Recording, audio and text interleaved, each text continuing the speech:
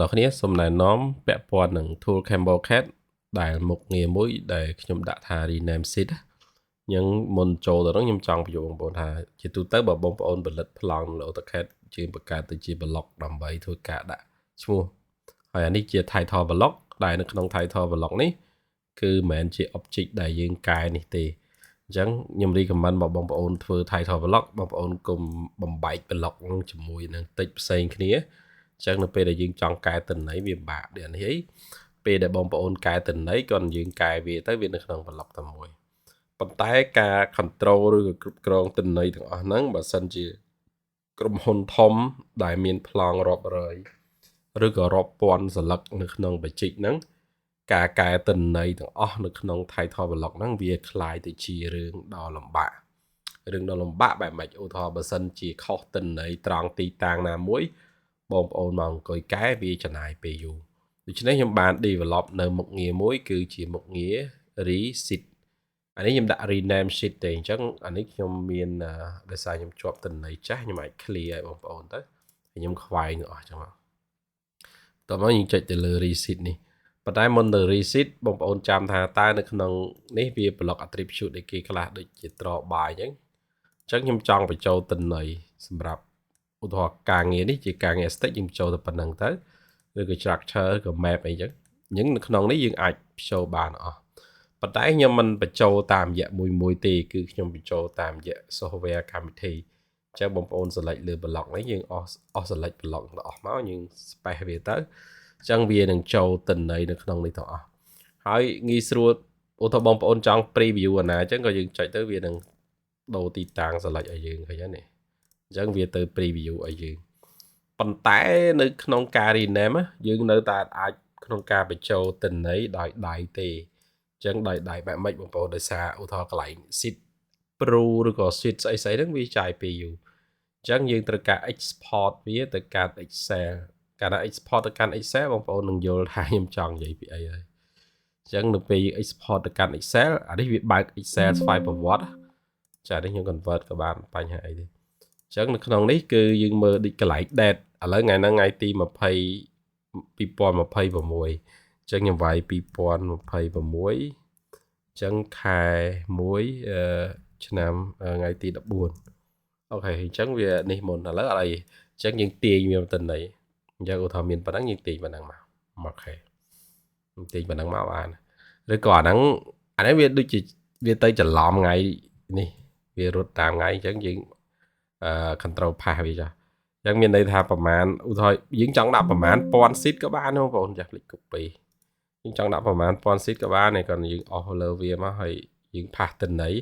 ឬក៏យើងចង់កែទិន្នន័យតាម view មួយយើងអាច add ទិន្នន័យចេញពីក្នុង cloud ចូលក៏បាននៅក្នុងនេះឧទាហរណ៍ថាកន្លែងនេះគឺ sheet name ឧទាហរណ៍ខ្ញុំដាក់ first floor second floor យើងទាញមកនេះអញ្ចឹងឧទាហរណ៍យើងមាន40ម៉ានជាន់48ជាន់នឹងចាស់ហើយ approve by ឧទាហរណ៍ approve by ខ្ញុំដាក់ approve by ដាច់លុយអញ្ចឹងទៅអូខេអញ្ចឹងដាច់លុយអញ្ចឹងទៅឧទាហរណ៍យើងទាញវាមកណា approve by អញ្ចឹងទៅហើយ check by free drawing អញ្ចឹងអូខេគឺ free មកមែនទេ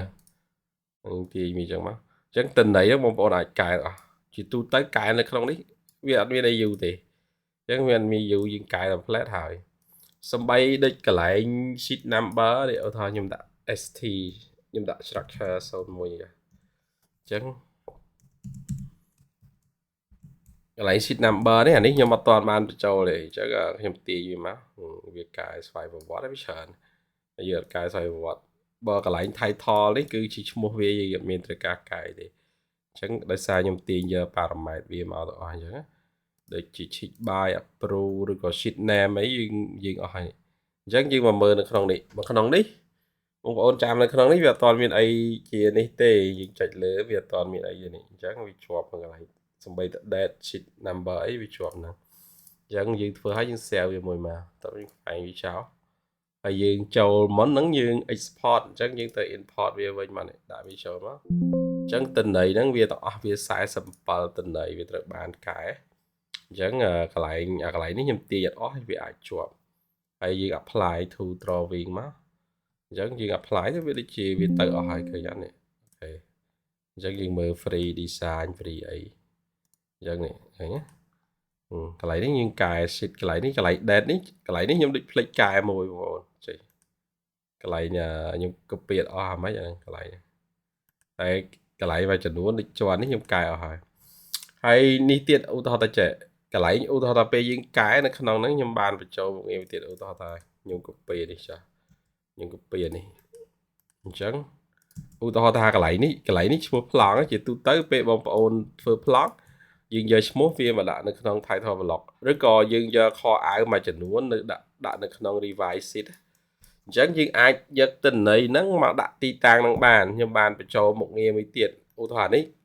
ខ្ញុំដាក់ first floor ប៉ុន្តែនេះវា second floor អញ្ចឹងខ្ញុំបញ្ចូលមុខងារមួយទៀតគេហៅជាមុខងារ format field នៅក្នុងមុខងារ format field នេះក៏ពិតខ្ញុំបញ្ចូលទៅលើកន្លែងមុខងារ QS ទីមួយយើងឡើង area ប៉ុន្តែកន្លែងនេះគឺ match ទិន្នន័យអញ្ចឹង match ទិន្នន័យទោះបីជានៅក្នុង block attribute ក៏វាស្គាល់ហើយចុចលើ space លើវាមកខ្ញុំចង់ច្រឡងនេះចុចលើនេះមក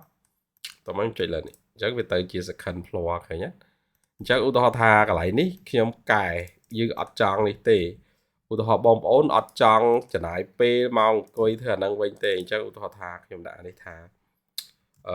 high cap យើងចោះ high cap layout plan អញ្ចឹង